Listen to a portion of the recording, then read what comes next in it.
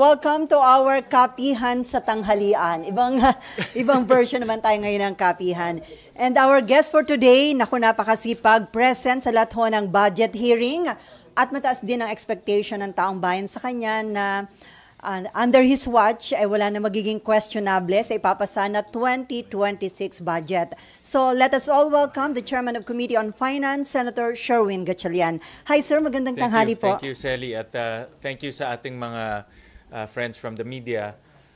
Tama ka, inuupuan ko lahat kasi nga maraming bagay na hindi ko rin kabisado at gusto ko matuto doon sa mga bagay na yon.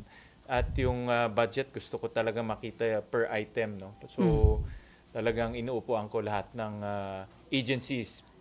Hindi ko tinitignan kung malaki o maliit, basta lahat upuan. No? So sir, yung attend mo sa lahat ng budget hearing, makakatulong yun dahil magiging kabisado mo lahat yung detalye ng bawat ahensya ng gobyerno. Well, bawat sentimo para sa akin importante, no? So kung meron tayong mga bagay na pwedeng tipidin, pinag-aaralan namin yun, at kung meron mga bagay, kasi marami ring request, no?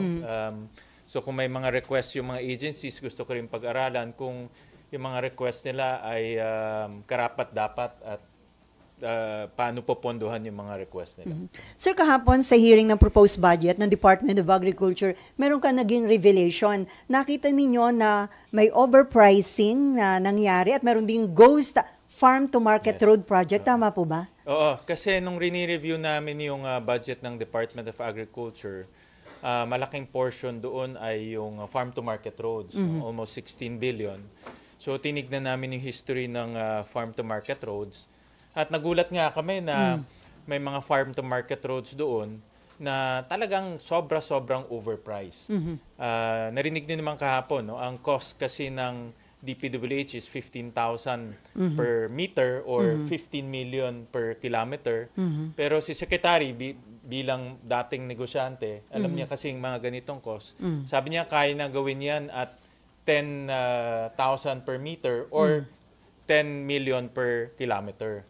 Pero nakita namin sa maraming mga lugar, nagkakalaga ng almost 300,000 per meter or 300 million per kilometer. Grabe. Nung tinitignan ko nga, ayaw ko nga maniwala eh. Kasi 300 million per kilometer, parang gumawa ka na ng tulay nun eh. No? Pero kung iisipin natin, kanina lang lumabas sa news, merong 421 na ghost projects na nadiskubre na ng Department of Public Works.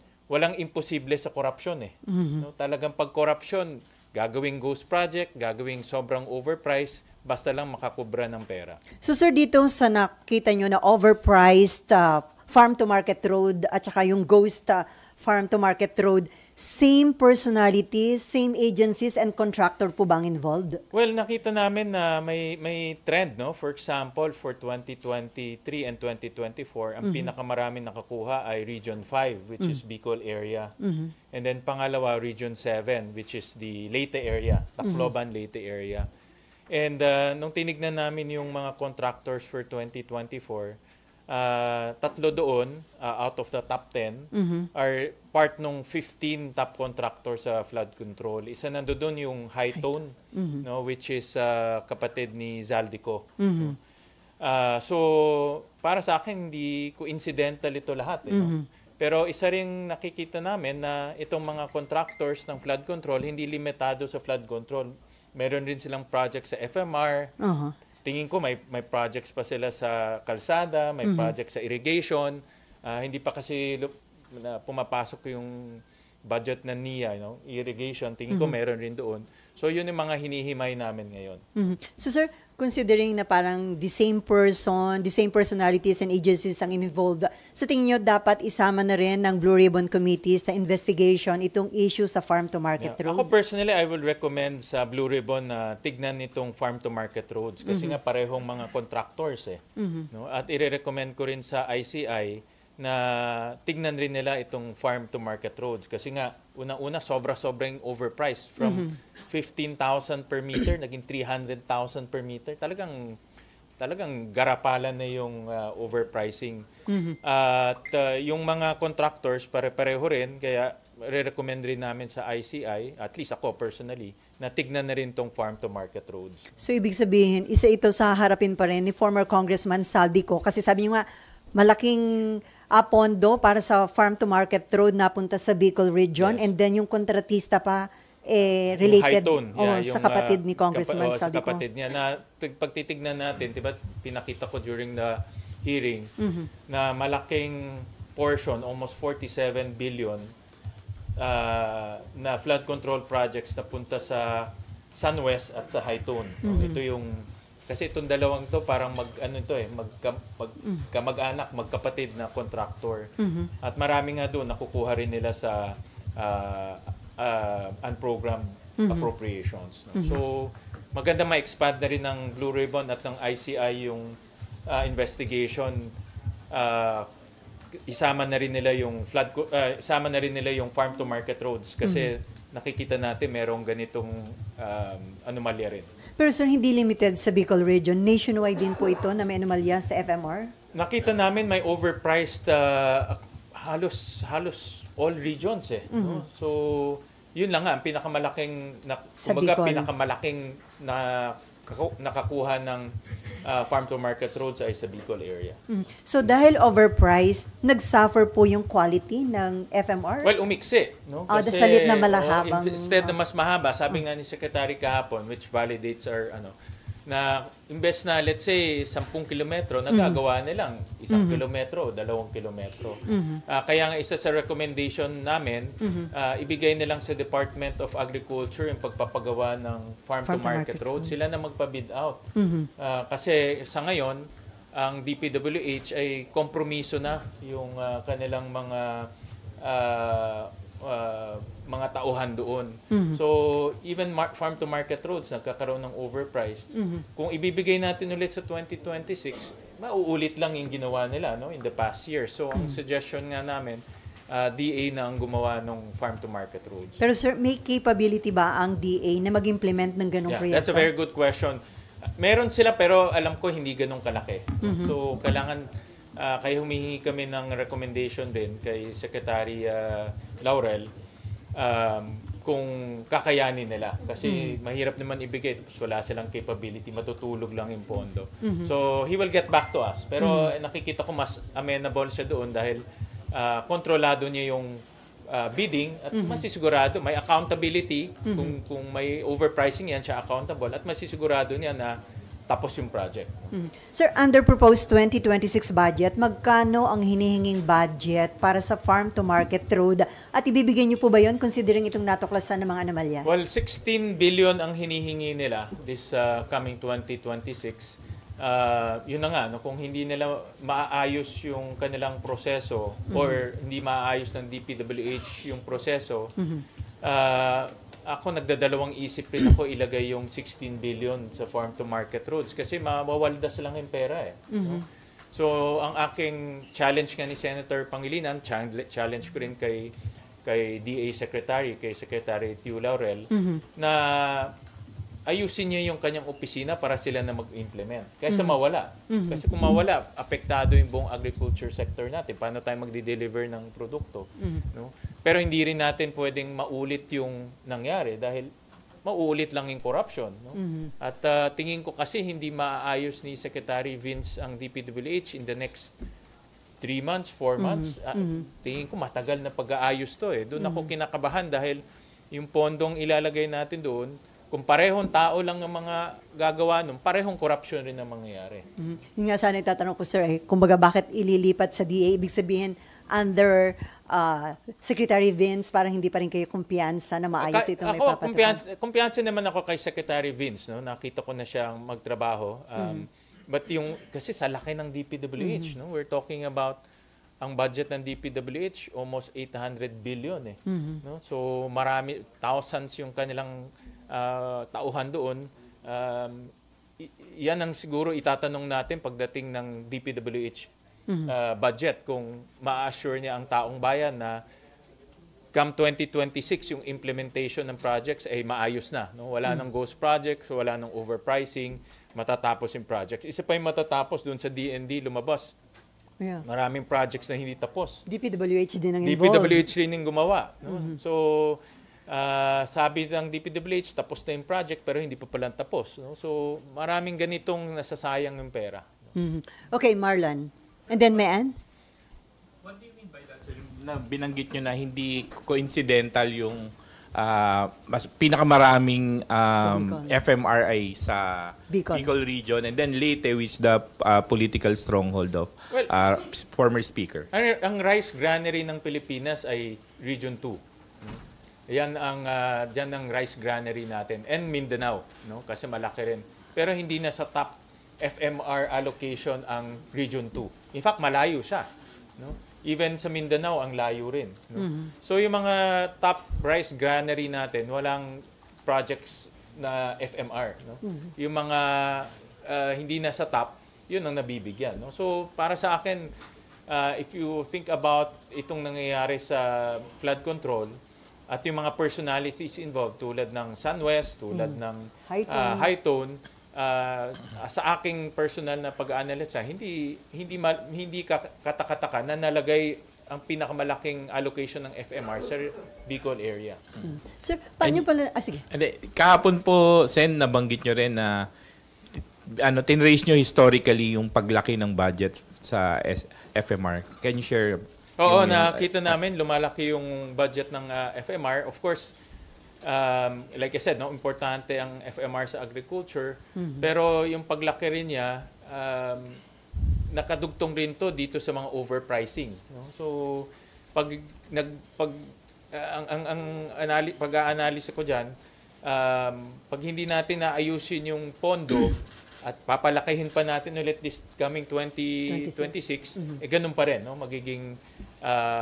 Ganun pa rin, magiging overpriced pa rin yung mga budget, yung mga projects.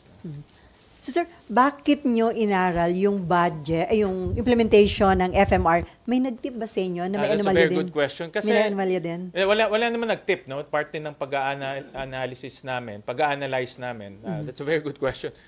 Talagang kasama sa pag-analyze ng team namin yung budget. Pero binigyan ko ng special focus yung mga infra-related, no?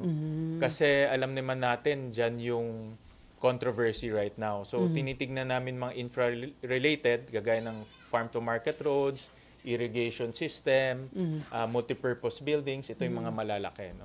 Yung mga iba kasing soft projects like scholarship, hindi naman siya nakokorrupt, no? So itong mga infra-related, ito yung nagiging parang source ng corruption. Before Menso, sir, susulat ka ba or kakausapin mo na lang direkta si Blue Ribbon Committee Acting Chairman Erwin Tulfo at saka ang ICI para nga isama na sa investigation? Magsusulat ako ng formal letter, lalagay ko yung mga findings namin doon para may basis.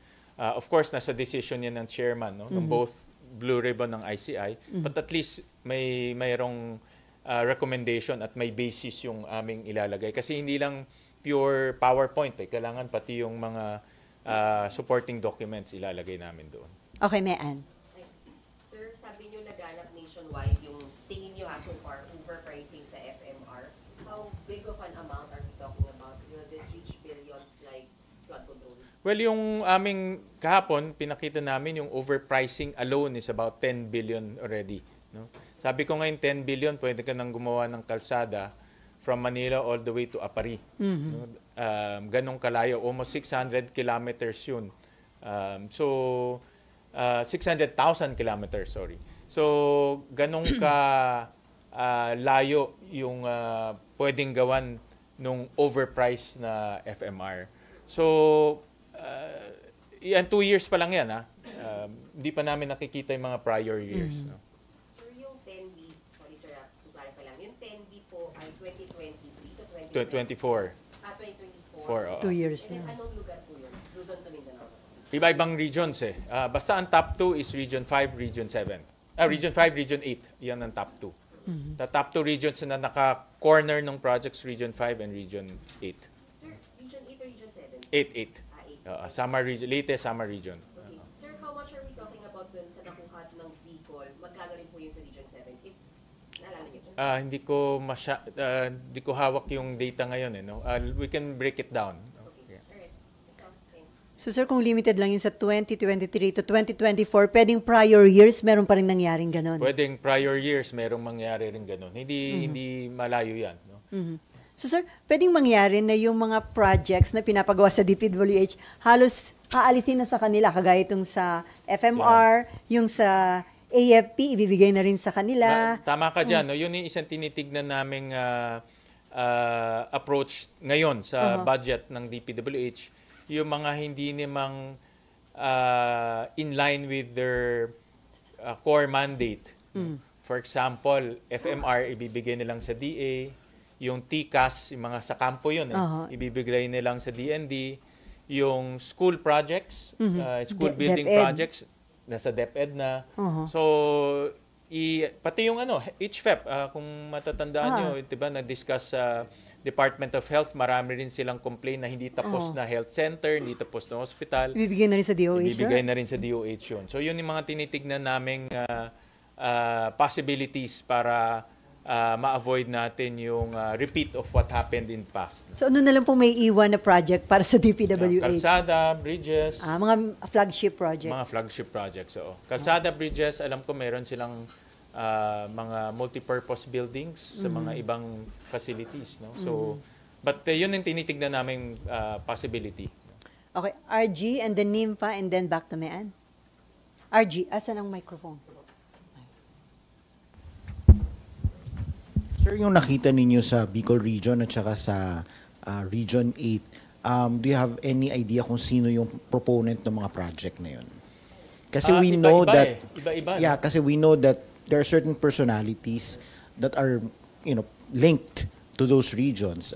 The former APRO chair is a representative of a party list from that region. The former speaker is from the other region. So, meron ba kayong nakitang listahan ng mga proponents ito mga farm-to-market roads na binabanggit ninyo? Wala pa ako sa ganun, no? Hindi pa ako maabot sa ganun. Hindi ko pa nakita yung mahirap kasi makita kung yung proponents dahil mga congressmen yun, no? So they're congressmen, the two people that I mentioned. Congressmen sila. So ibig ko sabihin their budget process nasa Congress, no? So wala akong information kung sino yung mga proponents nun. Ang kinukuha namin ngayon is yung list ng projects at ibabangga namin sa contractors na gumawa nun. Meron na kaming konti, no? Pero marami kasi yun There's thousands. So yun ang aming ibabangga. At ibabangga rin namin yan doon sa NEP at sa GAB. No? Titignan namin kung saan pumasok itong projects na ito. Sir, may senador ba na nag-propose for those yun areas? ang hindi ko alam. Yun ang hindi ko alam. So, hindi pa kami umaabot sa ganun.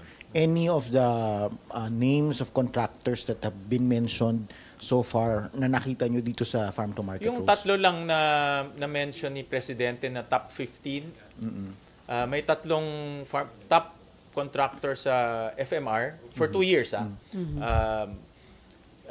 Yung tatlong yon pumasok dun sa 15 na minention ni Presidente. No? So in other words, itong mga contractors na itong tatlo, hindi siya limited to flood control. Gumagawa rin siya ng iba. No? Gumagawa rin siya ng iba. Okay. Before NIMFA, sir, anong stand mo doon sa unprogram? Kasi di ba may nagpo-propose na scrap completely yung unprogram, pero according to Malacanang, hindi daw po yun naobra dahil kailangan yun in case of may emergency situation or emergency cases. Ako ang position ko dyan, in fact, yun ang advice ko nga kay Senator SP, kay Senator Soto. Tanggalin na yung UA, yung unprogrammed appropriations, except for foreign assisted. No? Kasi yung foreign assisted, papasok yung loan pagdating ng 2026. So, kailangan ng item talaga dyan. Nakita ko kasi, yung mga ibang pag bin-breakdown mo dyan, ang pinakamalaki dyan yung sagip na tinatawag nila. At itong sagip na ito ay lump sum. No? So, nagkakahalaga ito anywhere between 100 billion to about 120 billion. Lump sum siya. So, lahat ng pwedeng maisipan, pwedeng ipasok dyan sa sagip. At nakita namin, kalahati ng sagip for 2024 and 2023, napunta sa flood control. napunta sa flood control. Pwede So, pala in other words, wala siya sa line item ng program, kinukuha ng DPWH sa program na hindi natin alam kasi hindi siya naka-line item eh. No? At ina-approve rin ng DBM. No? So, Pwede ba yun, sir? yun ang nangyayari. No? Pwede yun. Pero nangyari na. Pwede yun, pero ang problema, hindi natin alam kung ano yung mga projects. Nalalaman na lang natin after the fact. Tapos na-execute na yung project. So that's what we're trying to avoid. So, anong gagawin niyo, sir? Ang ititira na lang saan program? Foreign assisted projects and FAPs. Yun na lang ang ititira natin. The rest, Amenable ang House, sir, doon? pinag-aaralan nila. We broached that idea to them, pinag-aaralan nila. But marami sa ating mga senators, at least yung mga nakausap po, agree with the idea. No? Okay. Kasi kaya naman saluhin ng program yung unprogram. Okay. Nympha. Sir, magkano po ba yung proposed budget ng DPWH? And base dun sa mga sinabi niyo po na baka ibigay sa ibang agencies, magkano yung mga probably matatapyas sa kanila? Yung iba, ang budget ng DPWH is around kulang-kulang 800 billion. Yung bago Kasi diba tinanggal yung flood control. So yung bago siguro around kulang-kulang 800 billion. And then may mga items kasi like for example in school, nasa DepEd yung budget pero merong special provision na only DPWH can construct. So tatanggalin namin yung special provision na yan. Yung HFEP, ganun rin, yung mga hospital, tatanggalin namin yung special provision yan. Pero meron talagang mga pondo na sa DPWH, no? For example, yung TCAS, no? Tatanggalin namin. Mga 3 billion plus yan, ilalagay namin sa DND. Meron din sa PNP no? May equivalent yan sa PNP, so tatanggalin din namin. So itong TCAS is meant to build structures sa mga kampo. Kasi kailangan nila ng barracks, kailangan nila ng yung warehouse. So doon nila kinukuha yun. So ilalagay na namin sa DND, ilalagay namin sa PNP. And sir, nakausap niyo na po yung counterpart niyo sa House regarding this move. Yan, hindi ko pa nakausap siya. No? Si Congresswoman Swansing. Okay, sir, balak niyo pong... Yan yung isa sa mga proposal. So, yan naman ang pag-uusapan namin pagdating na sa pagmalapit na yung BICAM. Yan, ito classic case to. Ito magiging disagreeing provision to. Kasi sa amin, ilalagay namin sa DND, sa kanila, nasa DPWH pa rin. So yan, i-reconcile namin. Sa BICAM. Sa BICAM na yun. Okay. Thank you po. Mayan and then Raymond. Sir, clarify lang. Yung sa farm to market road na even though overpriced, naka-line item po ito during Naka-line those years. item siya. Naka-line So it was item. never, hindi siya ghost. Nagawa naman, sir. Tama ba? Sabi ni Secretary kasi kahapon meron siyang na-detect na ghost eh. I think kasi na siya, nagpalakad na siya ng mga inspectors. So meron rin siyang na-detect na ghost, no. So sa GA kasi nakasulat doon, let's say 10 kilometers itong pondo. Pero in actuality, hindi 10 kilometer, maybe 2 kilometers lang or mas less pa. So doon na-detect yung overpricing. So tama, sir, no? Not much of a ghost project, the FMR, but more of, mas maikli lang siya. Yes, mas maikli lang. So, overpriced. No? Sir, sorry, yung 2 years na sabi nyo na 10B, 2023 to 2025? 23-24. Yung buong taon. Okay, thanks po. Before Raymond, sir, itong ICI may recommendation to cut by half yung DPWH contract amounts for public works. Sa tingin nyo magandang recommendation Actually, yan? napag-usapan namin yan ni Senator Loren. Nag-suggest si Senator Loren, pero pinag-aaralan ko pa ngayon, na ang theory niya kasi, ang budget ng DPWH ngayon, kahit na yung bagong submitted, overpriced pa rin. No? So, pag in-approve namin yung overpriced budget ng DPWH, tuloy ang ligaya sa 2026. So kung ang suggestion ni Senator Loren is to review yung DPWH budget kasi overpriced siya. So kumukuha kami ng dokumento ngayon to review yung kanilang mga work programs.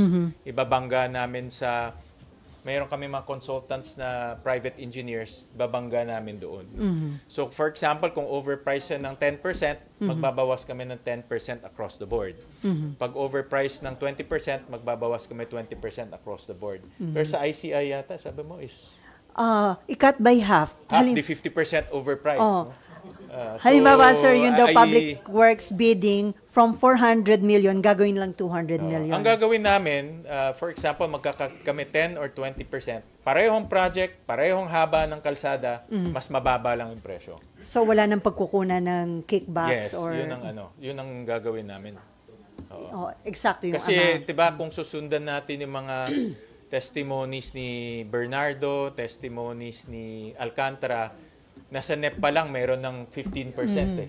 So, in other words, kukunin na namin yung 15% na yon. Pero parehong project. Hindi kami magbabawas ng project. Parehong length, parehong work program, tatanggalin lang namin yung budget for that work program. Sir, ano yan? Final na yan or Di ba? plano pa lang? We're still validating, but that's the recommendation ni Senator Lauren. No? So we're validating pa kasi nga we need to make sure na yung overpricing, anong bang amount ng overpricing na yun. Okay. Raymond. Sir, umabot ba sa point na doon sa farm to market road investigation, may mga identified personalities? Kasi hindi nawawala yung merong farm to market road project, ang dulo niya ay resort ng isang congressman, then yung isa ay merong isang farm to market road, ang dulo niya ay sabungan na di aircon ng isang congressman. May mga ganun na ba? Wala pa kami, hindi pa kami umabot sa ganun. We'll have to rely on Secretary Tio Laurel dito sa inspection kasi ang dami, no? We're talking about thousands eh. No? So alam ko si Secretary Tio Laurel nagpapalakad na siya ng kanyang mga inspectors. So hingi na lang kami ng report kung merong mga ganyan na farm to house road or farm to Sabungan Road, no? So we have to rely on them dahil hindi namin kaya ma-inspect lahat. Ang kaya lang namin magawa yung analysis based on the documents. Doon sa issue ng sir na gusto nyong tanggalin sa DPWH yung mga infra projects, ibigay sa bawat department, meron na bang commitment just like DepEd, DOH, and DND, and even sa other departments na kaya nila, they have the capability to implement such a project na hindi naman dati nila ginagawa? That's a very good question. Yan ang sagot na babalikan kami ng DND. I think DND walang problema kasi meron silang engineering core, department. 'di ba? So I think walang problema doon. Ang medyo hesitant ay ang DA. No, doon sila. So very careful rin si Secretary Tio Laurel. So babalikan kami. But yun na nga, no? We challenge them dahil kung gusto niyo maayos, kayo na lang gumawa. Hindi naman necessarily sila mismo, no? Papabid out lang naman to eh. No? So at least yung contractor ay qualified, yung inspection ay actual inspection. Kasi sa DPWH kung 'di ba, kung may 400 plus ghost project, ibig sabihin bulag yung mga inspector nila. Hindi nakita Diba? yung... May inspect pero walang nakikita. No? So, kung ilalagay natin sa DA yan, hindi mangyayari yan sa DA. No? Dahil sila mismo ang mag-i-inspect. At sila mismo ang tatanggap. Okay, before Marlon, sir, considering na ang dami pang nabubulgar na anomaly, sakala natin ito na yung sa flood control projects. Yung pala, hindi lang limited yung ghost dito sa Bulacan. And then, meron pa nga dito sa FMR, meron pa rin sa DND, and then meron pa nga, di ba, yung pag-import pa ng isda na involved din yung company ni former Congressman Saldico. Yeah. Meron pa ba kayong mga additional reforms na ipatutupad sa proposed 2026 budget aside dun sa mga na-mention nyo na before? Well, yung nakikita naming reforms at ito pinag-uusapan din ng mga senador ay kung hindi naman ganong karami yung amendments, sa floor nilang mag-a-amend. No, kanya-kanya. No, so depending on the amount of amendments, no. But ito work in progress pa yung pag-uusap namin. So parang ang agreement is sa floor nila mag-amend, no. So that's number one. Number two, na-recommend ko rin kay SP at pumayag rin si SP at si Presidente, hindi nagagamitin yung certificate of urgency. So, ibig sabihin, not on the same day ma-approve yung budget. No? Bibigyan ng 3 days or even more. Depending rin sa volume nung annexes. No? So, may time mag-review ang mga senador kung gusto nilang tignan yung mga annexes. Of course, aside from that, in-upload na ngayon namin lahat sa website. So makikita na ng public yung pinag-uusapan pati yung dokumento. So sir, kung hindi na isi-certify as urgent para magkaroon ng enough time yung mga senador na i-review yung budget, makakaya nyo pa ba na ma-approve ito bago matapos yung taon o pwedeng... Ang target pa rin namin optimistically is before Christmas. Okay. Lahat matapos. By tradition naman, pinapirma ng budget after Christmas na pagtapos ng Pasko. So ang target naman namin before Christmas matapos na ito lahat. So far naman, so far so good. Wala pa naman kaming delay na nakikita. Okay, Marlon and then may Ann ulit. Sen, after exposing yung HFEP, yung sa DND Infra, and now itong FMRs, are there other infrastructure projects involving DPWH na may mga ganito ring klase ng irregularities? Well, if you notice, lahat ng ganitong anomalies tumuturo sa isang departamento lang no? DPWH. No? So yan yung mga tinitignan namin ngayon. Ano pa ba yung mga projects na ini-implement ng DPWH? School buildings, hindi pa pumapasok dito yung DPWH budget. So we're talking about yung kalsada, yung bridges, meron pa rin mga yung irrigation infrastructure. Malaki rin ng NIA, 60 billion yung kanilang budget. So malaki rin ang pumupunta sa irrigation projects. So ito yung mga nakikita pa namin, ito pa yung mga hinihimay namin ngayon. Hopefully wala kami makita. To be honest, ako as much as possible, kung pwedeng lahat maayos, gusto ko sana maayos. Kung mali nga yung amin nakikita, gusto ko rin mali ako dahil nakakapanlumo yung mga nadidiscover no? Nakakapanlumo at nakakagalit rin dahil imagine yung mga projects hindi natatapos, overpriced, ghost project, nakakagalit. No? But should the public brace for more, katulad nga sabi kahapon ni Secretary Chu Laurel, shocking. At this time, Marlon, with that 400 plus ghost projects, anything's possible now. No? Anything's possible. Sabi nga ni Secretary Chu Laurel, may ghost projects in FMR na nakita sa isa pa lang yun. But nag-i-inspect sila ngayon. So, we have to brace for more of this itong mga anomalies. Sir, since kayo po yung nag-expose nito kahapon, you're planning to have a similar sumbong sa Pangulo, sumbong kay Win website para kasi para yung mga tao na mismo, farmer groups, farming communities, sila na yung mag-picture, Actually, doon sa Senate Transparency Portal, initially, maglalagay kami doon ng, hindi isumbong, ipaalam sa Senado. Hindi naman kawin sa Senado. So, kasi ang daming ang projects Gusto namin malaman sa kanila kung itong mga projects na ito ay makakatulong ba sila sa kanila o hindi. Yung mga projects kasi sa sumbong tapos na Yung mga projects sa amin forward-looking So, but nagpalit ng mga projects ang DPWH. So, hindi namin tinuloy. But right now, na meron ng bagong mga projects, itutuloy na namin yun.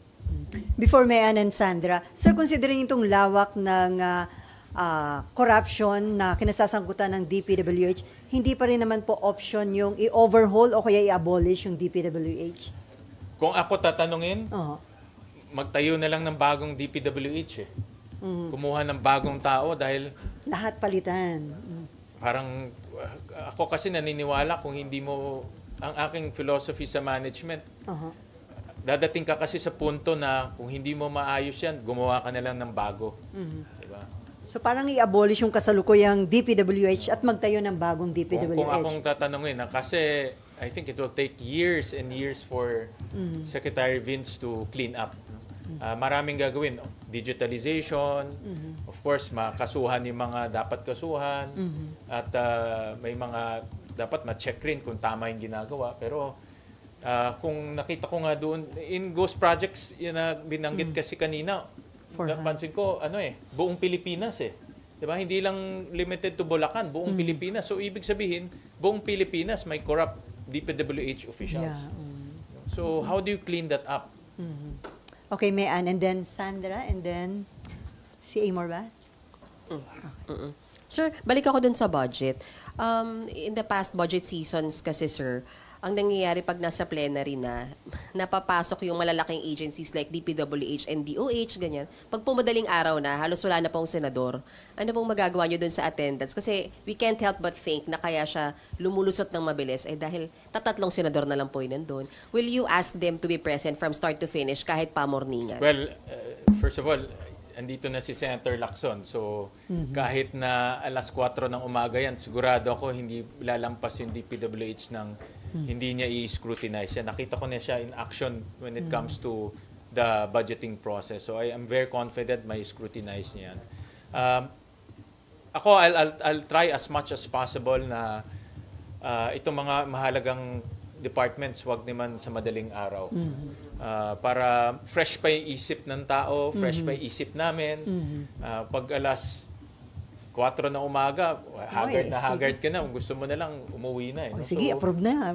So we'll adjust, we'll time it in a way na yung mga important during the fresh hours. So, sir, magkakaroon ng ganong conscious effort Yes, na uunahin definitely. yung malalaking agencies? Yeah, definitely. Okay, okay na, Sandra. Senator, ask ko lang yung follow-up ko yung question kanina, yung magko-construct, pwede mag-construct yung mga agencies mismo. Ano kaya yung siguro benefit nung ganon when pwede rin naman makorrupt siya sa mga agencies po? Well, first of all, accountability. For example, pag DND ang nag-construct, accountable si Secretary Teodoro, no? At sisiguraduhin niya, tapos yun. No? So, accountable sila. Ngayon kasi, nagtuturuan no, pag hindi natapos, kasalanan ng DPWH yan. Sasabihin naman DPWH, kulang yung pondo na binigay sa amin. So, nagtuturuan. But pag inilagay natin sa isang specific agency, sila na mag-budget hanggang matapos yung project para walang turuan. No? So, accountability is stronger. Isang issue yata in the past po is yung, kumbaga, madadivert pa yung attention ng mga agencies na yun. Baka wala silang expertise to construct. How do you address that? Yan talaga yung argument. Yan yung main argument na hindi naman nila core competency yung construction and project management. But kasi we also have to look at the situation now. The situation now is yung DPWH ay nakompromiso na. No? At ayaw natin maulit to. No? So kung merong mga bagay na kaya namang gawin ng agencies, no, and capacity themselves, sila na gumawa. No? Hindi naman ibig sabihin sila nga gagawa. Pwedeng mag-PPP sila, pwedeng ibigay sa LGU. Narinig ko kapon si Secretary Teo Laurel, gusto niyang ibigay sa LGU kasi ibang LGU mas matatapos yung project. At of course, bragging rights ng LGU yun. No? So maraming modality na pwede. Bahala na yung agency. Importante, accountability. Si Amor? Sir, dun sa nabanggit po ninyo na magtayo na lang ng bagong DPWH, pati po ba si Secretary Vince ay well, extreme yun. Opo. It's extreme yun, Amor. It's easier said than done. No? Extreme talaga yun.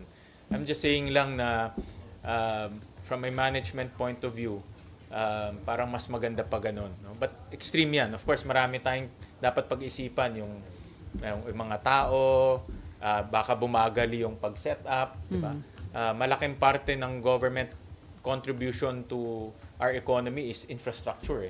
Pag mawala yun, bagsak yung ating ekonomiya. No? So, marami tayong dapat pag-isipan. Extreme yan, extreme. I'm not saying hindi nyo naman po siya proposal as of now. Hindi naman. Kasi alam ko maraming dapat pag-aralan yan. For example nga, pag tumigil ang pagpapatayo ng infrastructure, buong ekonomiya natin titigil. No? So, hindi pwede rin mangyari yan. No? So, but it's something that crossed my mind kasi nga, frustrated na tayo dito sa mga nangyayari. Nakaka-frustrate talaga.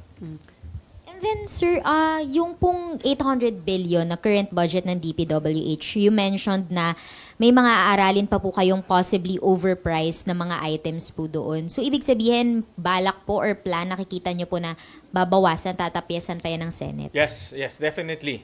Kung may nakita kaming, kung talagang proven na may overpricing pa rin, ang iniisip ko, and of course, subject to the approval ng mga kasamahan, bawasan ng, let's say, 10% across the board.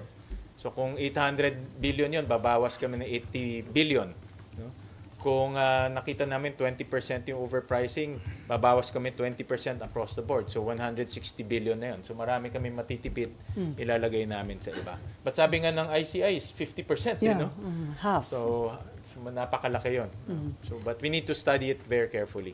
So sir, yung inyong tatapyasin, yung magiging savings, bibigay nyo lang sa iba o pwedeng bumaba yung proposed budget Pwede for rin yun. Isang option rin yun na yung matitipid namin sa DPWH, assuming may overprice, it can be a lower budget for 2026. So mababawasan yung budget deficit. Pwede yan ang effect niyon. Mababawasan ng budget deficit. Mababawasan ng utang, mababawasan budget deficit. That's good. Sorry sir, pwede po ba yun? Hindi po ba bawal dagdagan or bawasan yung NEP? Yeah, Yung galing sa dagdagan. president. Pwedeng bawasan. Pwedeng bawasan. Pwedeng bawasan. Hindi pwedeng dagdagan. Hindi pwedeng dagdagan. Anyway, last, okay, Raymond. Ibang topic lang pero related din sa economy kasi may lumabas na report na supposedly because of the issue of corruption, nalugi ang stock market ng 1.7 trillion pesos in the past days. Fake news daw? Pero ang sinasabi ngayon ng Malacanang, Fake news daw ito.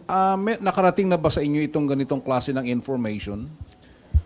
Well, hindi natin maaalis na itong corruption issue nakakaapekto na sa imahe ng Pilipinas at pumapasok na sa consciousness ng iba't ibang bansa. Ang case in point dyan, ang Korea. Diba? Yung president ng Korea nagsabi na ingat tayo magpahiram dahil baka makorrupt. No? At because of this corruption issue, nagkakaroon rin ng mga demonstrations. No? Nagkakaroon ng maraming issue about the stability of our political economy. Basta magkaroon ng ganyan na pag-uusap, apektado ka agad ang mga foreign investors. Ang yung unang tinitignan ng mga foreign investors, stability. Yung first na pinag-iisipan nila, pagpapasok kami dito, dapat stable ang political economy at stable rin ang economy. No? So in that sense, even yung mga mag-i-invest sa stock market, kasi ang stock market natin, a big part of that are foreign funds. Ayaw mo matali yung pera mo dito sa Pilipinas kung papasok ka. No? So, nakaka-apekto yan. Whether to quantify it or debatable yan kung paano ba talaga gaano kalaki. Pero sigurado ako may effect na yan outside of the Philippines. Lalo na yung mga potential investors, whether it's hard investments or in the stock market, nakaka-apekto na yan. I'll give you a very concrete example. Narinig niyo siguro kay Gretchen Ho, diba? Diba? Imagine mo, simple na money exchange, yan na yung kanyang top of mind. No? Mali siya doon, kasi wala tayo sa FATF list, wala tayo sa gray list, wala na tayo doon. Wala nang money laundering problem sa atin. But the mere fact na isip nung taong yon, diba? Yan ang top of mind nila ngayon sa atin. Kaya ang pinakamahalaga ngayon ay may makulong, may managot. Yan ang at mabilis. Yan ang pinaka-importante ngayon para mabalik natin yung confidence. Hindi naman hopeless ang situation. We just need to bring back the confidence.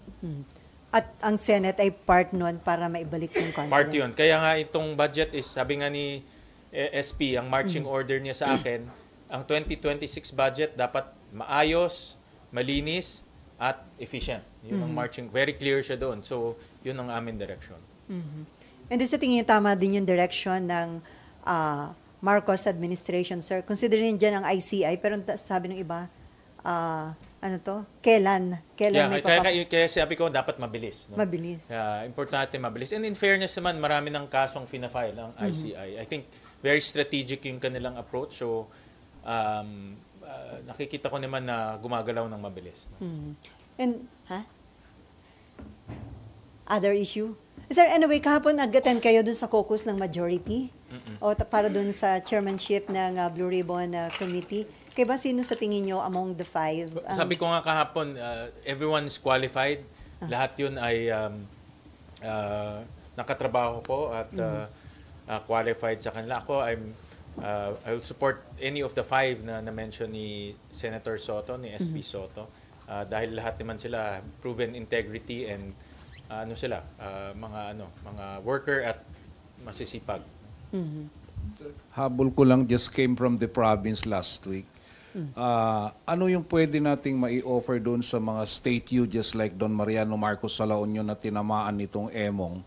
Sobra-sobra yung damage sa mga school building. Kaya yung mga bata, lahat sila halos naka-asynchronous, hindi sila naka-online lang, walang face-to-face because of the damage sa mga buildings nila.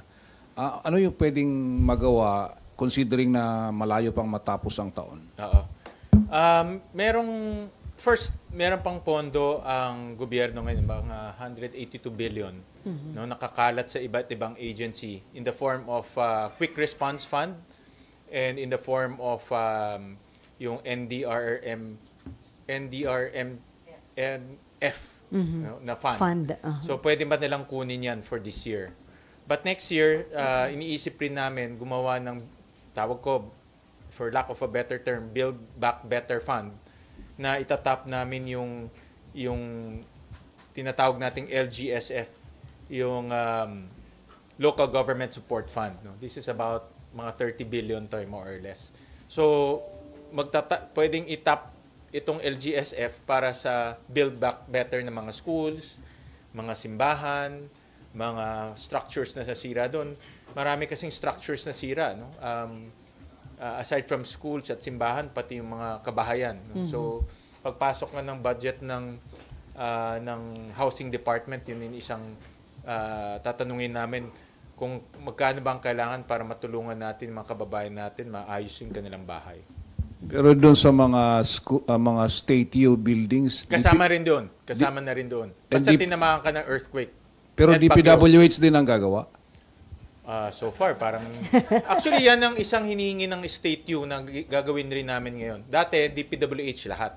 Pero tatanggalin na namin yung special provision. Sila na mismo pwede na magpagawa. Okay, Marlon. Microphone.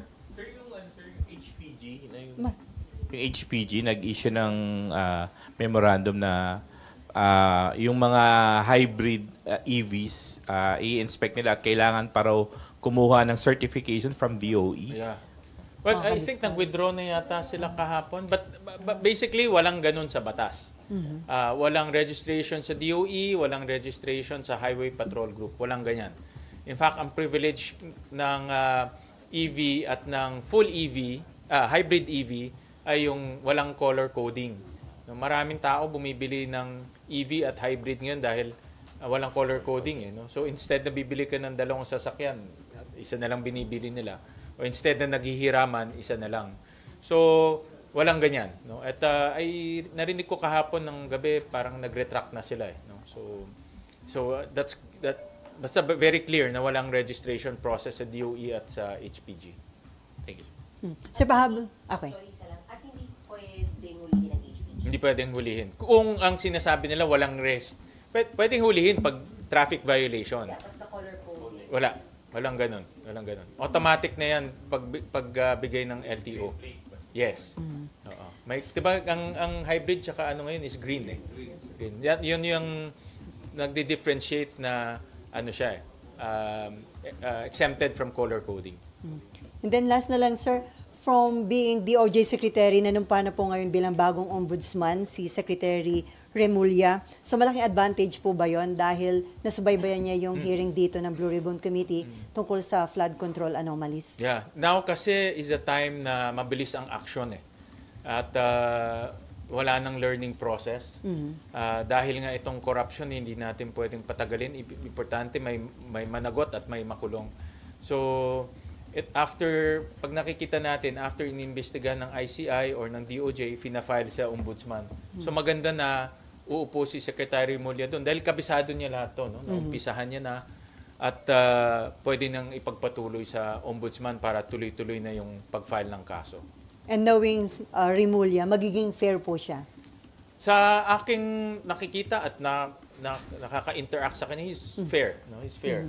At very detailed. Importante sa kanya, nananalo yung kaso. Hindi lang pag-file, but nananalo yung kaso. Okay, no more? On that note, thank you so much, thank you. Senator Win Gatchalian. Hindi pa siya nagla-lunch at meron ka pa nga atin, sir, na budget hearing? Yung sa DOTR. Okay, ito mo